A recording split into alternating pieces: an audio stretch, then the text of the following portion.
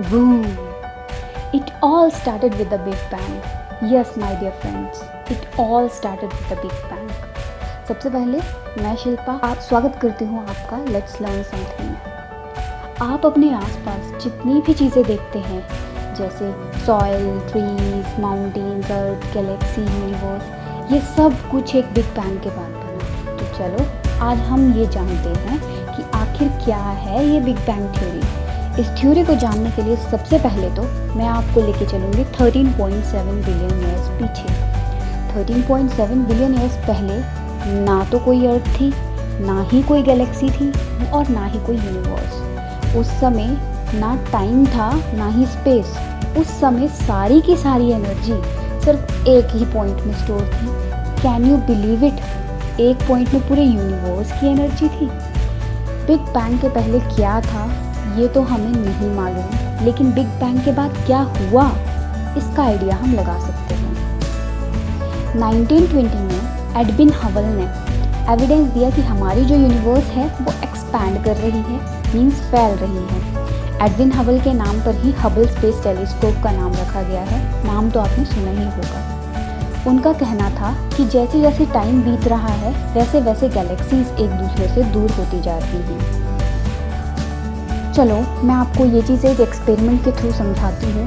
यहाँ आप देख सकते हैं मैंने एक बैलून पे पॉइंट्स मार्क किए हैं। मान लेते हैं ये पॉइंट्स हमारी गैलेक्सीज को इंडिकेट कर रहे हैं। अब मैंने इस बैलून को फुलाया है और आप सब नोटिस कर सकते हैं कि सारे पॉइंट्स यानी कि गैलेक्सीज एक दूसरे से दूर हो गई हैं। अगर हम इस एक्सपेरिमेंट को देखें तो हम कह सकते हैं कि गैलेक्सीज एक्सपैंड हो रही हैं और साथ ही साथ एक दूसरे से दूर हो रही हैं। लेकिन गैलेक्सीज के एक्सपैंड होने का साइंटिस्ट के पास कोई भी प्रूफ नहीं है, उनके पास कोई एविडेंस नहीं है कि गैलेक्सीज एक्सपैंड हो रही है। पर जो गैलेक्सीज हैं उनके बीच का डिस्टेंस बढ़ रहा है, इसका एविडेंस उनके पास है। मतलब जो बैलून वाला एग्जाम्पल मैंने आपको दिया वो कुछ ही हद तक ठीक है। बिग बैंग थ्योरी के अकॉर्डिंग यूनिवर्स की डेवलपमेंट की कुछ स्टेजेस हैं। मतलब जो हमारी यूनिवर्स बनी वो कुछ स्टेजेस में बनी। स्टार्टिंग की स्टेज में जिस मैटर से पूरा यूनिवर्स बना है वो एक ही पॉइंट में स्टोर था। जैसे मैंने आपको पहले भी बताया कि पूरे यूनिवर्स की एनर्जी एक ही पॉइंट में स्टोर थी, बस वही ये पॉइंट है।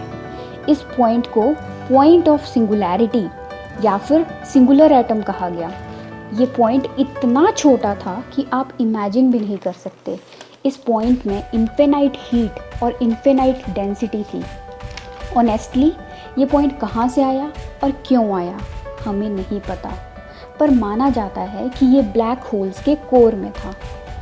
अब आपको ये तो पता ही होगा ब्लैक होल्स क्या होते हैं। नहीं पता तो मैं बता देती हूँ। ब्लैक होल्स ऐसे एरियाज़ होते हैं जहाँ इंटेंस ग्रेविटेशनल प्रेशर होता है जो कि फाइनाइट मीन्स लिमिटेड मैटर को फाइनाइट डेंसिटी में स्क्वैश कर देता है। अब हम सेकेंड स्टेज की बात करते हैं। सेकेंड स्टेज में ये पॉइंट जिसे हम पॉइंट ऑफ सिंगुलैरिटी कहते हैं या फिर सिर्फ सिंगुलैरिटी कहते हैं वो एक्सप्लोड हो गया, मीन्स उसमें एक्सप्लोजन हो गया।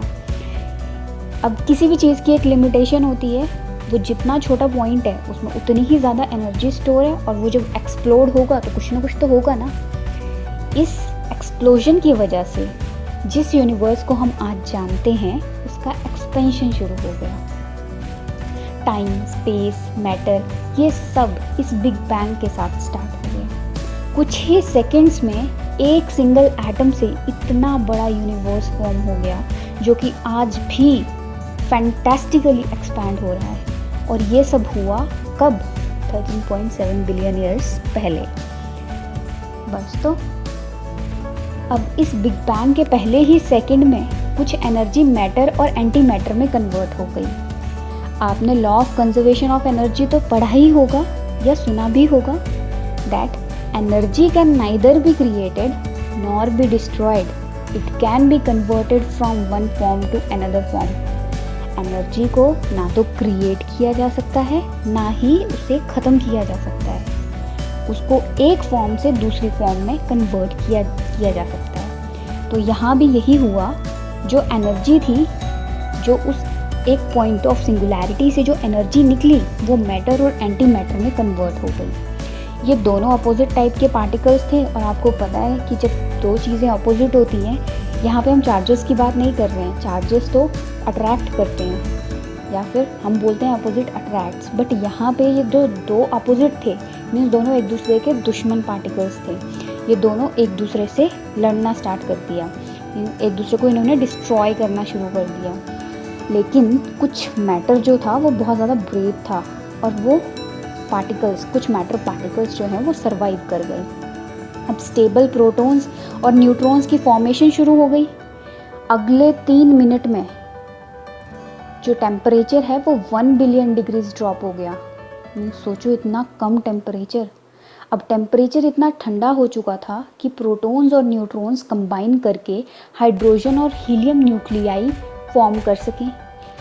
सो लगभग 300,000 ईयर्स के बाद यूनिवर्स 4000 डिग्रीज तक ठंडा हो गया और एटॉमिक न्यूक्लियाई अब इलेक्ट्रॉन्स को कैप्चर करके फुली डेवलप्ड एटम्स बना सकते थे। इसके बाद यूनिवर्स जो है वो ट्रांसपेरेंट हो गया। इससे पहले जो यूनिवर्स था वो ओपेक था, मीन्स यूनिवर्स के थ्रू देखा नहीं जा सकता था। लेकिन इसके बाद जो क्या हुआ, यूनिवर्स ट्रांसपेरेंट हो गया और हाइड्रोजन और हीलियम गैस के क्लाउड से भर गया। इस तरह से स्टार्स, प्लैनेट्स और सोलर सिस्टम की फॉर्मेशन की शुरुआत हो गई। तो ये थी यूनिवर्स की स्टोरी या फिर बिग बैंग थ्योरी। अगर आप इस तरह की एजुकेशनल वीडियोस देखना चाहते हैं तो please don't forget to subscribe my YouTube channel. By doing so you will get alert whenever the next video comes. Thank you.